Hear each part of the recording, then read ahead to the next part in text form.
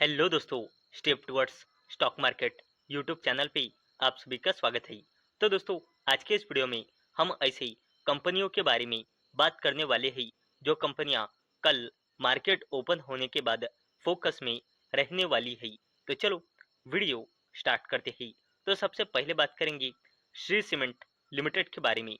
तो दोस्तों, इस कंपनी के बोर्ड ऑफ डायरेक्टर्स ने मंजूरी दे दी है मेघालय में new integrated cement plant establishment के चलते, और इसके चलते कंपनी इन्वेस्टमेंट करने वाली है लगभग 1800 करोड़ रुपए। और इसी अपडेट के चलते कल मार्केट ओपन होने के बाद श्री सीमेंट लिमिटेड ये कंपनी फोकस में रहने वाली है। अब बात करते हैं AWL एग्री बिजनेस लिमिटेड के बारे में। तो दोस्तों, कंपनी ने अपना बिजनेस का डेटा डिस्क्लोज कर दिया है।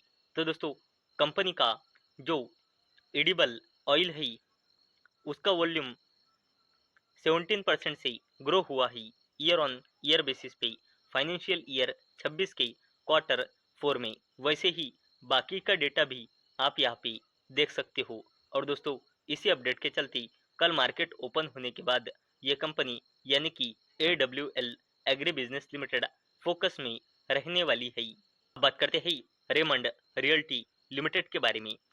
और दोस्तों, इस कंपनी ने भी अपने फाइनेंशियल ईयर 2026 के क्वार्टर 4 का अपडेट डिस्क्लोज कर दिया है। तो कंपनी की प्री सेल्स फाइनेंशियल ईयर 26 के क्वार्टर 4 में ईयर ऑन ईयर बेसिस पे 139% से बढ़कर 1519 करोड़ रुपए आई है। और कंपनी का प्री सेल्स पूरे फाइनेंशियल ईयर 26 में ईयर ऑन ईयर बेसिस पे 31% से बढ़कर 3023 करोड़ रुपए आया है। और कंपनी का कलेक्शन 26 के क्वार्टर 4 में ईयर ऑन ईयर बेसिस पे 4% से बढ़कर 515 करोड़ रुपए आया है। और पूरे फाइनेंशियल ईयर 26 में collection year on year basis पे 9% से गिरकर 1725 करोड़ रुपए आया है। और इसी शानदार अपडेट के चलते रेमंड रियल्टी लिमिटेड ये कंपनी फोकस में आ चुकी है। बात करते हैं सरकारी कंपनी RVNL यानी कि रेल विकास निगम लिमिटेड के बारे में। तो दोस्तों, इस कंपनी को साउथ सेंट्रल रेलवे की ओर से 242 करोड़ रुपए का ऑर्डर मिला है। और इसी अपडेट के चलते कल मार्केट ओपन होने के बाद RVNL ये कंपनी फोकस में रहने वाली है। बात करते हैं HDFC बैंक लिमिटेड के बारे में। और दोस्तों, इस कंपनी ने भी अपने फाइनेंशियल ईयर 2026 के क्वार्टर 4 का अपडेट डिस्क्लोज कर दिया है। और दोस्तों, इस पे मैंने ऑलरेडी पूरा वीडियो बनाया है, आप जाकर देख सकते हो। और यहाँ पे डेटा बिलियन में दिया हुआ है, इसे करोड़ में कैसा कन्वर्ट करते हैं वो भी मैंने आपको बताया है। तो इसी अपडेट के चलते कल मार्केट ओपन होने के बाद HDFC बैंक लिमिटेड ये कंपनी भी फोकस में रहने वाली है। बात करते हैं एवेन्यू सुपरमार्ट्स लिमिटेड यानी कि डीमार्ट के बारे में। और इस कंपनी ने भी अपने फाइनेंशियल ईयर 2026 के क्वार्टर 4 का बिजनेस का अपडेट डिस्क्लोज कर दिया है। और इसका stand alone revenue year on year basis पे बढ़कर क्वार्टर 4 में आया है 17,204 करोड़ रुपए।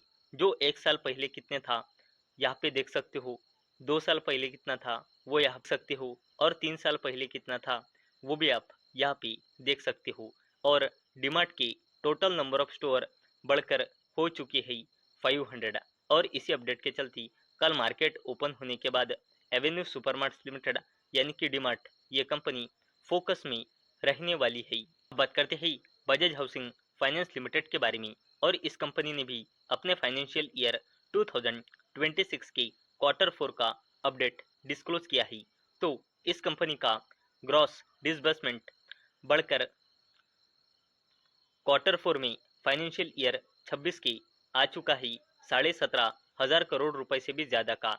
इसका AUM year on year basis पे 23% से बढ़कर 1,40,700 करोड़ रुपए आ चुका है। और loan asset year on year basis पे बढ़कर 1,23,740 करोड़ रुपए आ चुका है। और इसी शानदार अपडेट के चलते कल मार्केट ओपन होने के बाद बजाज हाउसिंग फाइनेंस लिमिटेड ये कंपनी फोकस में रहने वाली है। अब बात करते हैं बजाज फाइनेंस लिमिटेड के बारे में, और इस कंपनी ने भी अपने फाइनेंशियल ईयर 2026 के क्वार्टर 4 का बिजनेस अपडेट डिस्क्लोज किया है।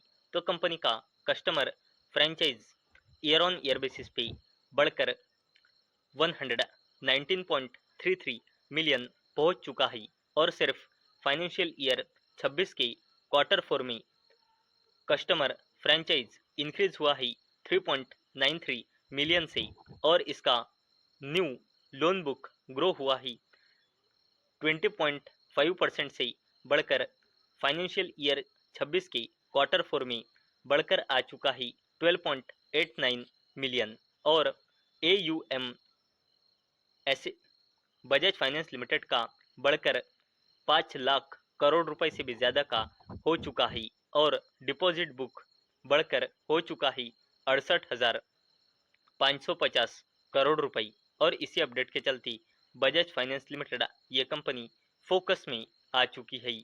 बात करते हैं अडानी ग्रुप के Adani ports and special economic zone limited के बारे में। अडानी पोर्ट्स इस कंपनी ने अपने मार्च 2026 इस मंथ का बिजनेस का डेटा डिस्क्लोज कर दिया है। तो कंपनी का highest ever monthly cargo volume हुआ है मार्च 26 में। कंपनी का cargo volume handle year on year basis पे 11% से बढ़कर 46 MMT आ चुका है, और इसे सपोर्ट मिला है कंटेनर्स के ओर से, जिसमें ईयर ऑन ईयर बेसिस पे 14% की ग्रोथ दिख रही है। और दोस्तों बाकी का डेटा भी आप यहाँ पे देख सकते हो।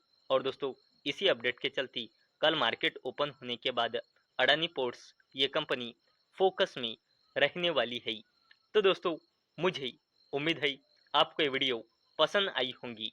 तो दोस्तों अगर आपको ये वीडियो पसंद आई होंगी तो इस वीडियो को लाइक करें और चैनल को सब्सक्राइब करें। और दोस्तों मैंने ये वीडियो सिर्फ और सिर्फ एजुकेशन और इंफॉर्मेशन पर्पस के लिए बनाई है। मेरी ओर से कोई भी रिकमेंडेशन नहीं है कि आप इन स्टॉक्स को बाय करें, सेल करें या फिर होल्ड करें। तो चलो मिलते हैं कल शाम 6 बजे।